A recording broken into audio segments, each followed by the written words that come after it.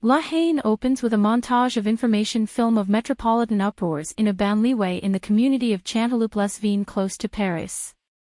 A neighborhood man, Abdel Ikaha, is in concentrated care having been seriously harmed in police guardianship. In the resulting riots, the nearby police headquarters is blockaded, and a cop loses his gun. The film portrays around 20 sequential hours in the existences of three companions of Abdel, all young fellows from worker families, in the fallout of the mob.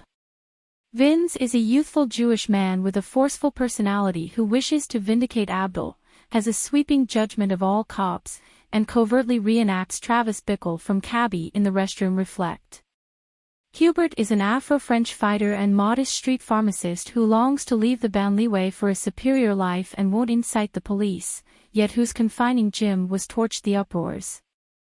Saeed is a youthful North African Muslim who plays an interceding job among Vince and Hubert. The three go through an erratic day-to-day daily schedule, habitually winding up under police investigation. After the police break a house-stop gathering and the three sit inactively on a jungle gym, Vince uncovers to the next two that he has seen as the .44 Magnum gun lost in the mob, and plans to utilize it to kill a cop in the event that Abdel kicks the bucket. Despite the fact that Hubert objects, Vince subtly takes the weapon with him. The three go to see Abdel in the medical clinic, yet are dismissed by the police. Saeed is captured after their forceful refusal to leave.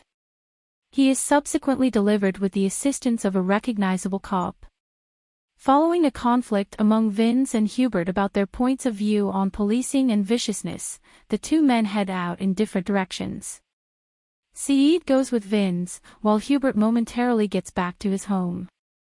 They rejoin at one more assembling in the banlieue, however the circumstance rapidly turns tumultuous when Abdel's sibling endeavors to kill a cop in vengeance.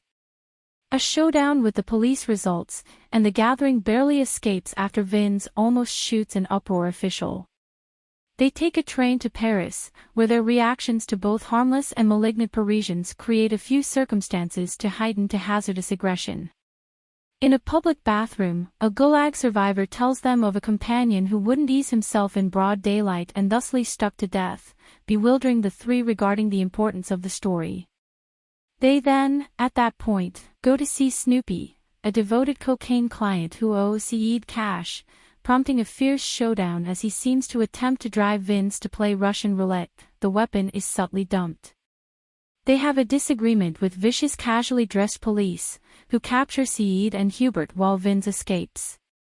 The police loudly and actually misuse the pair and lock them up until late evening, which brings about the three missing the last train from Holy Person Lazare station and going through the night in the city. Subsequent to being removed from a craftsmanship exhibition and fruitlessly attempting to hotwire a vehicle, the threesome stay in a shopping center and gain from a news broadcast that Abdel is dead.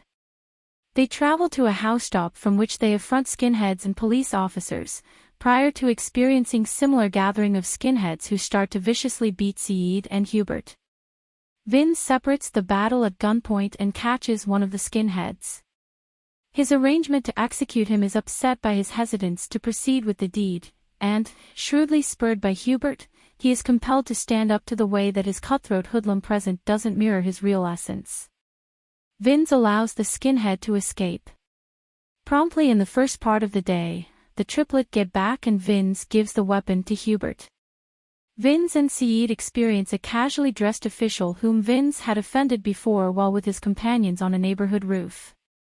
The official gets and undermines Vince, provoking him with a stacked firearm held to his head. Hubert hurries to their guide, however the official's weapon inadvertently goes off, killing Vince. As Hubert and the official point their firearms at one another and Saeed shuts his eyes, a solitary shot is heard, without really any sign of who discharged or who might have been hit. This stalemate is underlined by a voiceover of Hubert's marginally changed opening lines. It's about a general public in free fall, underlining the way that, as the lines say, Jusqu'au ici promote va bien, everything looks okay, everything appears to be going somewhat well until Vince is killed, and from that point nobody understands what will occur. A microcosm of French society's plunge through aggression into silly brutality.